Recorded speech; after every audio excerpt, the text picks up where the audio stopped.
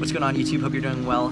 It is very early, pitch black outside, not too many people out, and I want to tell you a story today. Specifically, this story is going to be for you if you're struggling to lose fat or you're struggling to get stronger in a specific lift, you're struggling to build muscle, and it's not for a lack of effort. You're working really, really hard, but you're not seeing the results you want. This story is for you, and it's going back to an email I just got from one of my long-term clients, Jared. Now, Jared, I'll preface, is the fucking man. He works his ass off. He's gained a ton of strength, a ton of muscle, lost a ton of body fat. He's really one of the few people that he just does it. He doesn't complain. He just grits his teeth and does it. And the results are there to show. That being said, everybody has plateaus. Everyone struggles with something down the line. If this was easy, everyone would do it. It wouldn't be that impressive to see someone really strong or that someone really lean or someone really, whatever. Jared emailed me. The lift that he's struggling with right now is his bench press, which, keep in mind, since we started working together, he's added over 80 pounds to his bench press. Just fucking animal, just a beast. Struggling now though, it's in a plateau, which is normal. If you're struggling with a lift, just some perspective, logically you know you're not gonna add weight every time you go to the gym, logically, but emotionally it's a different story. So for example, most people think like they should be able to add 10 pounds a month to their lift, right? Like 10 pounds in a month, it's not that big of a deal. And if you're a brand newbie, sure. Yeah, you probably will. But let's say you add 10 pounds a month for an entire year. That's 120 pounds at the end of a year. If you're already benching 100 pounds in a year, do you expect to be benching 220 pounds? Probably not. That's outrageous. So keep that in mind. Like if you go up over the course of 6 months, 15 pounds, that's good. That's great.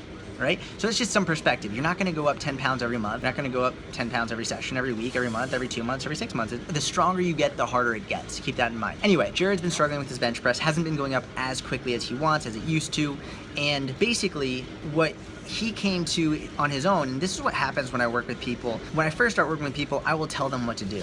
Do this, do that, make this change. The more I work with someone, the more I step back and I let them make decisions. And if they need it, I'll tell them what to do. If I see them making a big mistake, I'll tell them what to do. But for me, the thing as a coach doesn't tell you what to see. A really good coach will show you where to look, but won't tell you what to see. And that for me has been a major player in how I coach people. As you get better, as you get stronger, I'll guide you, I'll give you direction, but as you become more advanced, it's up to you to really make your own decisions, and I'll guide that process. So Jared, of his own accord, through my own like little comments here and there on his movements, was like, hey, you know what? I think I need to take a step back, reduce the weight, and focus on form. And I was like, man, that's a great move. Smart decision, because his technique started to go down a little bit, his ego started to get in the way, started to use a little bit too heavy weight, and wasn't lifting the way he should be lifting. So he, of his own volition, lowered the weight, came back down, and said it felt better.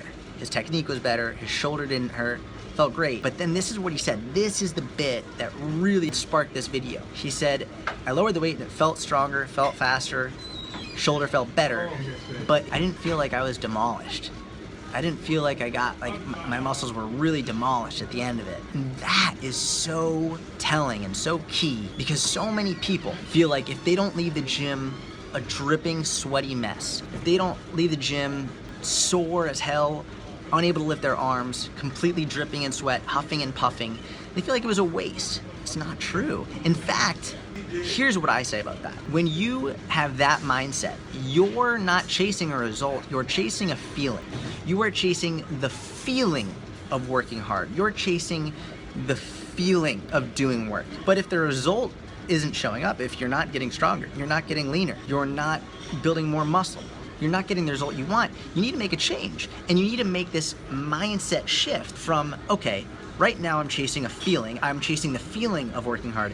If I'm not sweating, I feel like it didn't work out. If I'm not huffing and puffing, I feel like it didn't do anything. If I'm not sore as hell the next day, I didn't do anything. So then you start chasing that feeling, which is compromising your result. And this is where you need to be objective with everything you're doing. Are you getting the result you want? If yes, great, keep going. If not, make a change. And this is where you need to really look at what you're doing objectively, look at yourself, look at the way you're thinking, the way you're viewing, the way you're acting towards your own training. And if you can honestly look at it and say, you know what, I've been pushing myself too hard, doing things that I wouldn't tell a client to do, I wouldn't tell someone else to do because you want to feel a certain way, you need to make a change. And you need to be smart about it and objective and realistic. And if you aren't seeing the result you want, make a change.